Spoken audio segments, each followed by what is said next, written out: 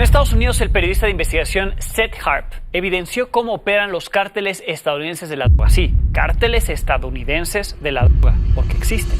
¿Y si te dijera que el cártel más peligroso de América no está en México?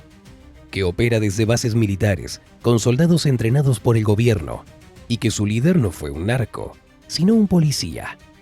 Esta no es una serie, no es una película.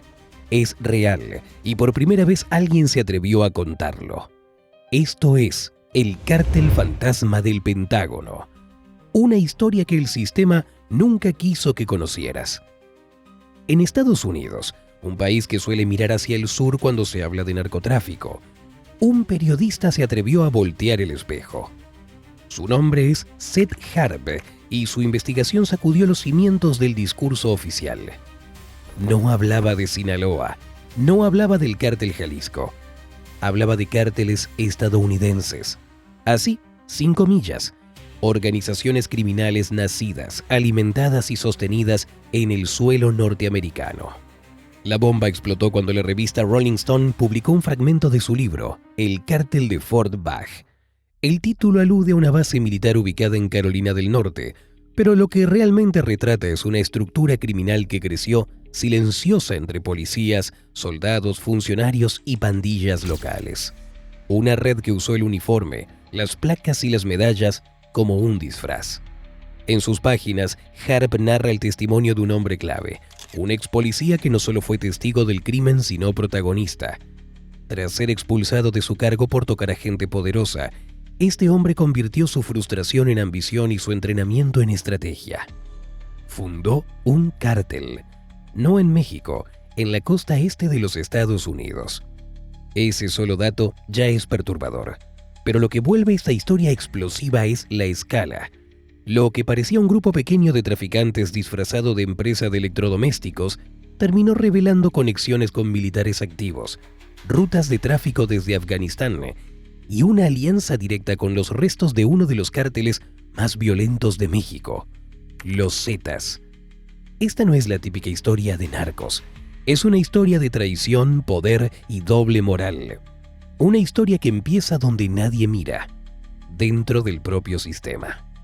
El hombre detrás de esta historia no fue siempre un criminal. Su nombre no aparece en los noticieros, pero sus huellas están marcadas en decenas de operaciones encubiertas. Fue policía en un pequeño condado de Carolina del Norte hasta que un día cometió el error de cumplir la ley demasiado bien. Detuvo al hijo de un gobernador por conducir en estado de ebriedad. Días después, fue despedido sin explicaciones. La justicia se había convertido en un juego de poder y él lo había perdido. Humillado y marginado, comenzó de nuevo como dueño de un negocio de reparación de electrodomésticos. Una fachada perfecta. En el sótano donde otros guardan herramientas, él escondía armas, mapas y radios tácticos. Desde ahí diseñó la estructura de su organización.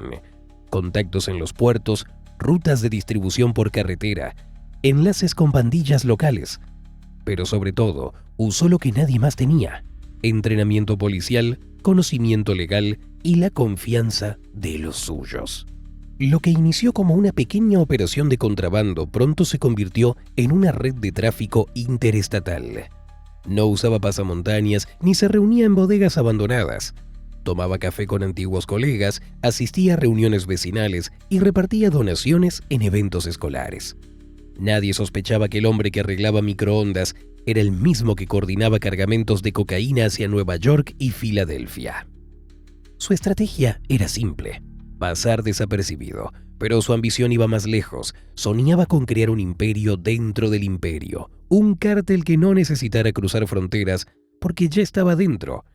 Y en ese camino conoció a las personas indicadas, gente que como él había servido al sistema y había aprendido a manipularlo desde adentro. Fue entonces cuando dejó de ser un criminal común y se convirtió en un operador silencioso. Lo que comenzó como una red local de distribución pronto se transformó en algo mucho más complejo. El ex policía, ahora convertido en líder criminal, entendió que para crecer necesitaba algo más que calles y contactos en barrios bajos. Necesitaba hombres entrenados, gente con disciplina, con acceso, con conocimientos que solo el ejército podía enseñar. y así fue como reclutó a los primeros soldados. No eran sicarios comunes, eran veteranos de guerra, hombres que habían servido en Irak y Afganistán. Algunos seguían en activo y otros ya habían dejado las filas, pero todos compartían algo: frustración, deudas y traumas, y una habilidad muy particular para operar en las sombras.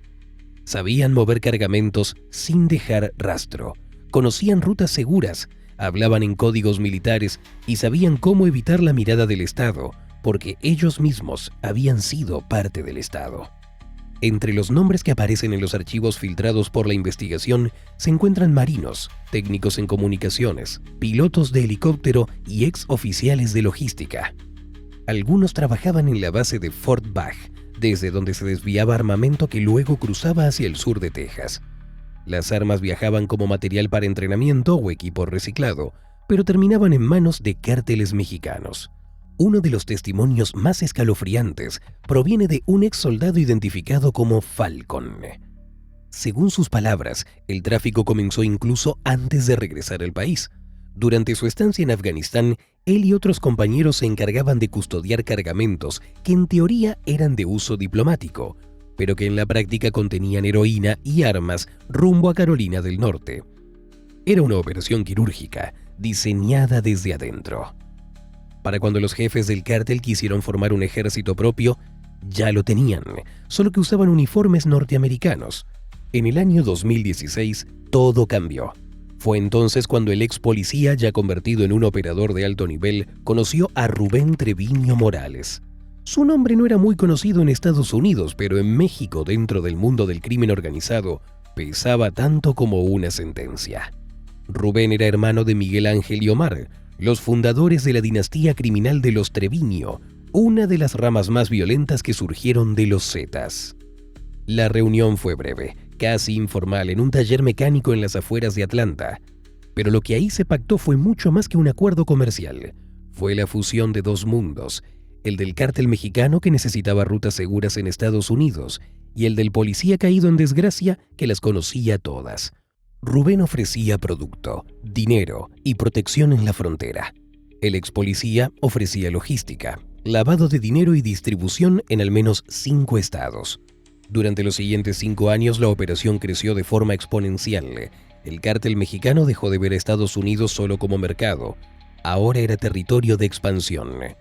Utilizaban casas seguras en Carolina del Norte, estaciones de carga en Tennessee y talleres camuflados como el de electrodomésticos en Virginia para mover toneladas de droga. A cambio, el grupo estadounidense les proveía de armamento militar, vehículos y hasta chalecos antibalas con logos de agencias oficiales. Pero no todo era droga y armas, también se lavaban millones a través de pequeñas empresas. Food trucks, estaciones de servicio, tiendas de vapeadores. Cada negocio era un engranaje más en la máquina silenciosa del cártel. Lo más alarmante no era el volumen, sino la impunidad. Todo estaba tan bien diseñado que parecía legal y en muchos casos lo era. A medida que el imperio crecía, también lo hacía el ego de su fundador. El ex policía que alguna vez operó desde las sombras empezó a mostrarse más confiado, incluso descuidado. Sus movimientos ya no eran tan meticulosos. Comenzó a dejarse ver en reuniones con pandilleros, a frecuentar clubes nocturnos con guardaespaldas y a exhibir un estilo de vida que no coincidía con el de un simple reparador de electrodomésticos. Algunos antiguos compañeros de la fuerza comenzaron a sospechar, otros simplemente callaron. La tensión interna aumentó cuando el dinero comenzó a dividirse mal. 2 de sus colaboradores más cercanos, ambos encargados de las operaciones financieras en Nueva York, descubrieron irregularidades en los balances. Intentaron enfrentarlo. Días después, ambos aparecieron ejecutados con un disparo en la nuca. Los cuerpos fueron encontrados en una zona industrial de las afueras de Raleigh, sin cámaras, sin testigos, sin huellas. Pero lo que su líder no sabía es que ya estaba siendo vigilado. Una denuncia anónima, aparentemente de un miembro arrepentido, activó una operación federal encubierta. Durante 6 meses se documentaron sus movimientos, llamadas, reuniones y transacciones. El FBI utilizó tecnología de rastreo satelital, intercepción de comunicaciones encriptadas y seguimiento financiero en tiempo real. En el año 2023, la trampa se cerró. Lo detuvieron en la puerta de su casa mientras intentaba abordar un auto blindado con matrículas falsas. No opuso resistencia. Llevaba consigo 2 teléfonos, un arma corta, una libreta con coordenadas y una memoria USB con registros de operaciones que hoy siguen siendo analizados por las autoridades. Su caída fue silenciosa, pero su historia, una mezcla de traición, poder y ambición desbordada, dejó al descubierto algo más grande: que el crimen organizado ya no se esconde. A veces, simplemente lleva uniforme y trabaja desde dentro. El caso del ex policía no fue portada en los grandes medios. Pasó casi desapercibido. Apenas una nota en la sección de sucesos, algún artículo local, algún hilo perdido en foros de exmilitares. Sin embargo, para quienes leyeron entre líneas, lo que revelaba este caso era más inquietante que cualquier cártel mexicano. Mostraba que el crimen organizado también se disfraza de Estado. Porque no se trató de un narco tradicional. No era un hombre armado en la selva, ni un capo oculto en un rancho en la sierra. Era un ciudadano común entrenado por el sistema, protegido por uniformes, con contactos en cuerpos policiales, en oficinas públicas y en cuarteles militares. Un hombre que conocía cada grieta del sistema y que las usó todas. La historia deja muchas preguntas abiertas. ¿Cuántos más como él hay operando sin ser detectados? ¿Cuántas pequeñas empresas aparentemente legales forman parte de redes criminales que mueven millones sin que nadie lo note? ¿Cuántos soldados, tras regresar de la guerra, son captados por organizaciones que les ofrecen dinero, poder y venganza?